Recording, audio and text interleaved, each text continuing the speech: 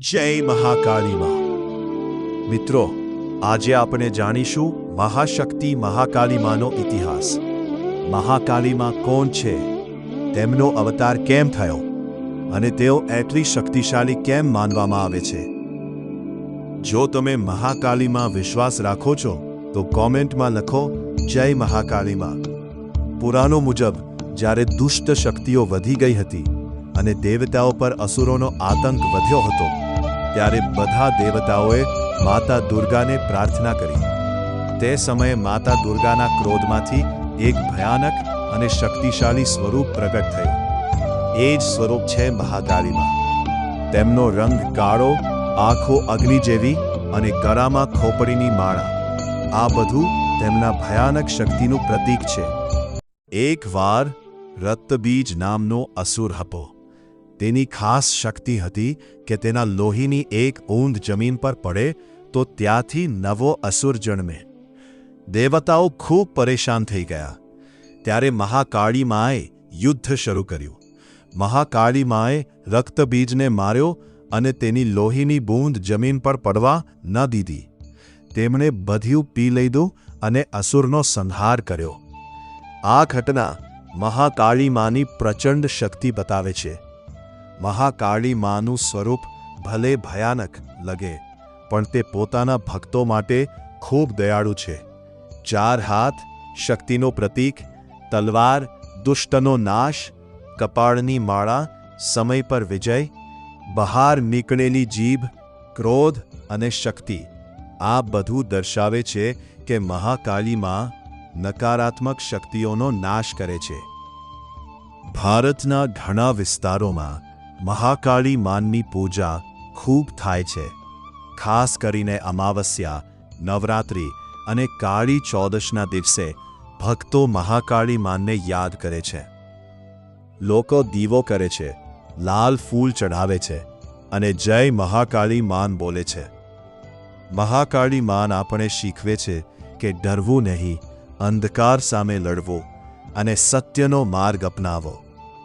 જે ભક્ત સાચા દિલથી પ્રાર્થના કરે છે, મહાકાળી માન તેની રક્ષા કરે છે। આ વાત છે પાવાગઢના રાજા પાટાઈ રાજાની। પાટાઈ રાજા ખૂબ શક્તિશાળી અને ગર્વીલા હતા। તેમના રાજ્યમાં સુખ શાંતિ હતી, પણ રાજામાં ધીમે ધીમે અહંકાર વધવા લાગ્યો। એક દિવસ નવરાત્રિ દરમિયાન મહાકાળી માં એક સુંદર કન્યા સ્વરૂપમાં ગરબા રમવા આવી। ભક્તો, આ કન્યા કોણ છે, કેટલી દિવ્ય છે? વર્ણનકાર પાટાઈ રાજાની નજર પણ તે કન્યા પર પડી। પાટાઈ રાજા, તું કોણ છે? મારી સાથે મહેલમાં ચાલ। વર્ણનકાર, કન્યાએ ના પાડી, પરંતુ રાજાએ જોર આપ્યો। તે કન્યા કોઈ સામાન્ય નહીં હતી, તે મહાકાળી માં હતી। મહાકાળી માં, હે રાજા, તું અહંકારમાં અંધ બની ગયો છે। વર્ણનકાર, મહાકાળી માએ રાજાને ચેતવણી આપી, પણ રાજાએ વાત સાંભળી નહીં। મહાકાળી માં, તારો અહંકાર તારા રાજ્યનો અંત લાવશે। વર્ણનકાર, એટલું કહી મહાકાળી માં અદૃશ્ય થઈ ગઈ। થોડા સમયમાં પાટાઈ રાજાનું રાજ્ય નાશ પામ્યું, પરંતુ અહંકારમાં અંધ બનેલા રાજાએ તેની વાત સાંભળી નહીં। એ સમયે કન્યાએ પોતાનું અસલી સ્વરૂપ બતાવ્યો। તે મહાશક્તિ મહાકાળી માં હતી। બોમ! મહાકાળી માએ કહ્યું, હે રાજા, તું અહંકારમાં અંધ બની ગયો છે। તું ભક્તિનો અપમાન કર્યો છે। આ અહંકાર તારા રાજ્યનો અંત લાવશે। એટલું કહી મહાકાળી માં અદૃશ્ય થઈ ગઈ। થોડા સમય પછી પાટાઈ રાજાના રાજ્યમાં મુશ્કેલીઓ શરૂ થઈ। યુદ્ધ થયું, રાજ્ય નબળું પડ્યું અને અંતે પાટાઈ રાજાનું રાજપાટ ખતમ થઈ ગયું। લોકોએ સમજ્યું કે આ બધું મહાકાળી માના શાપના કારણે થયું। આ વાર્તા આપણને શીખવે છે, અહંકાર ક્યારે ન કરવો, માતા પર વિશ્વાસ રાખવો અને ભક્તિમાં સચ્ચાઈ રાખવી। મહાકાળી માં દયાળુ છે, પણ અહંકાર સહન કરતી નથી। જય મહાકાળી માન। મિત્રો, મહાકાળીમાન દયાળુ છે. તે પોતાના ભક્તોને પ્રેમ કરે છે, પણ અહંકાર સહન કરતી નથી. એક વખત એક ગામમાં એક ધનિક માણસ રહેતો હતો. તે પાસે બધું હતું, પૈસા, માન, સત્તા, પણ તેને પોતાના ધન પર ખૂબ અહંકાર હતો. ગામના લોકો દરરોજ મહાકાળીમાના મંદિરે જતા, પણ તે માણસ હંમેશા કહેતો, મને કોઈ માતાજીની જરૂર નથી, મારી પાસે બધું છે.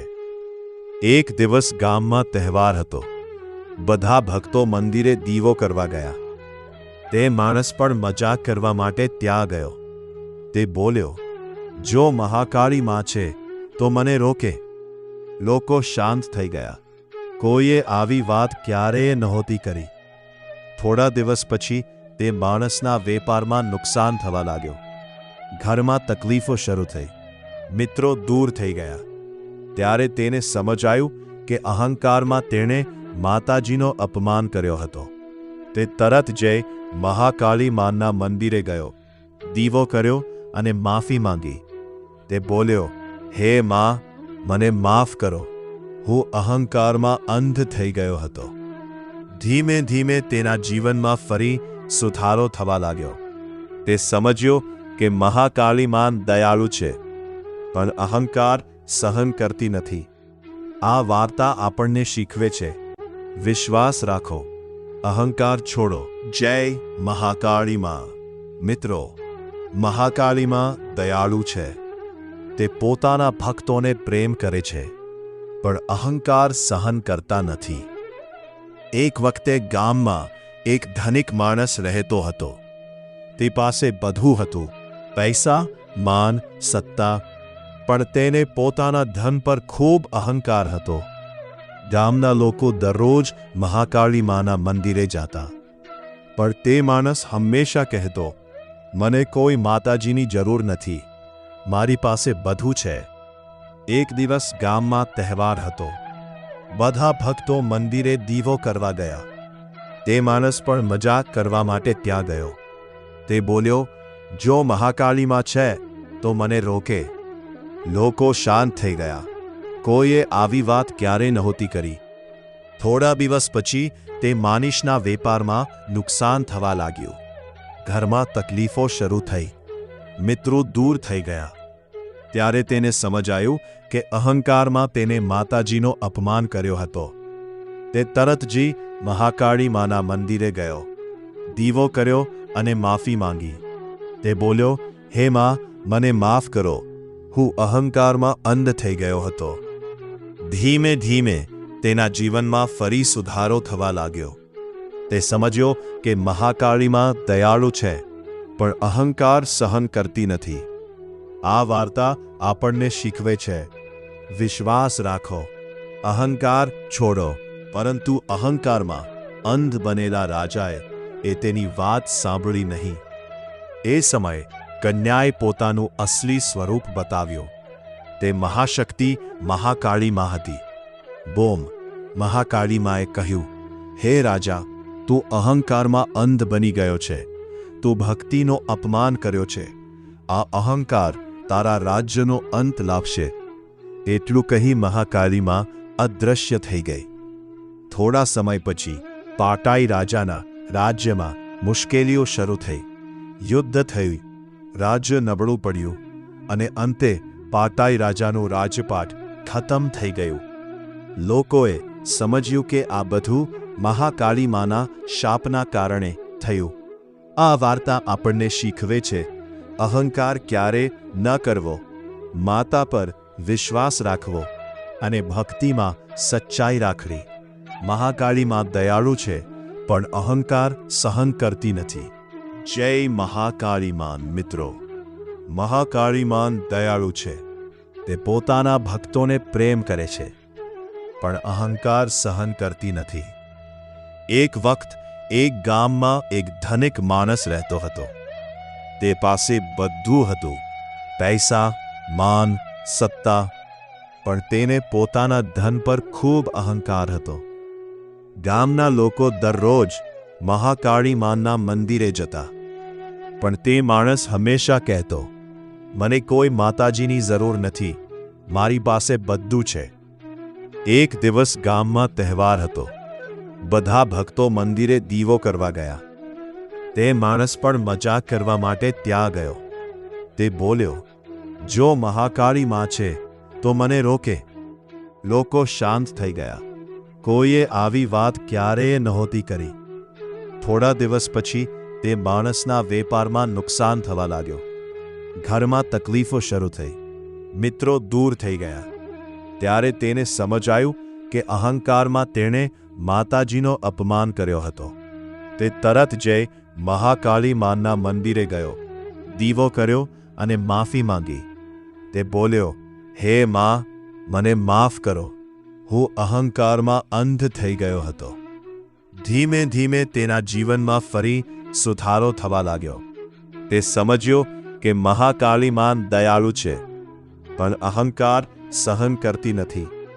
આ વાર્તા આપણને શીખવે છે, વિશ્વાસ રાખો, અહંકાર છોડો. પરંતુ અહંકારમાં અંધ બનેલા રાજાએ તેની વાત સાંભળી નહીં. એ સમયે કન્યાએ પોતાનું અસલી સ્વરૂપ બતાવ્યું. તે મહાશક્તિ મહાકાળી માં હતી. બોમ! મહાકાળી માએ કહ્યું, હે રાજા, તું અહંકારમાં અંધ બની ગયો છે. તું ભક્તિનો અપમાન કર્યો છે. આ અહંકાર તારા રાજ્યનો અંત લાવશે. એટલું કહી મહાકાળી માં અદૃશ્ય થઈ ગઈ. થોડા સમય પછી પાટાઈ રાજાના રાજ્યમાં મુશ્કેલીઓ શરૂ થઈ. યુદ્ધ થયું, રાજ્ય નબળું પડ્યું અને અંતે પાટાઈ રાજાનું રાજપાટ ખતમ થઈ ગયું. લોકોએ સમજ્યું કે આ બધું મહાકાળી માના શાપના કારણે થયું. આ વાર્તા આપણને શીખવે છે, અહંકાર ક્યારે ન કરવો, માતા પર વિશ્વાસ રાખવો અને ભક્તિમાં સચ્ચાઈ રાખવી. મહાકાળી માં દયાળુ છે, પણ અહંકાર સહન કરતી નથી. મહાકાળી માં, હે રાજા, તું અહંકારમાં અંધ બની ગયો છે. વર્ણનકાર: મહાકાળી માએ રાજાને ચેતવણી આપી, પણ રાજાએ વાત સાંભળી નહીં. મહાકાળી માં, તારો અહંકાર તારા રાજ્યનો અંત લાવશે. વર્ણનકાર: એટલું કહી મહાકાળી માં અદૃશ્ય થઈ ગઈ. થોડા સમયમાં પાટાઈ રાજાનું રાજ્ય નાશ પામ્યું. આ વાત છે પાવાગઢના રાજા પાટાઈ રાજાની. પાટાઈ રાજા ખૂબ શક્તિશાળી અને ગર્વીલા હતા. તેમના રાજ્યમાં સુખ શાંતિ હતી, પણ રાજામાં ધીમે ધીમે અહંકાર વધવા લાગ્યો. એક દિવસ નવરાત્રી દરમિયાન મહાકાળીમાં એક સુંદર કન્યા સ્વરૂપમાં ગરબા રમવા આવી. ભક્તો, આ કન્યા કોણ છે? કેટલી દિવ્ય છે! વર્ણનકાર: પાટાઈ રાજાની નજર પણ તે કન્યા પર પડી. પાટાઈ રાજા, તું કોણ છે? મારી સાથે મહેલમાં ચાલ.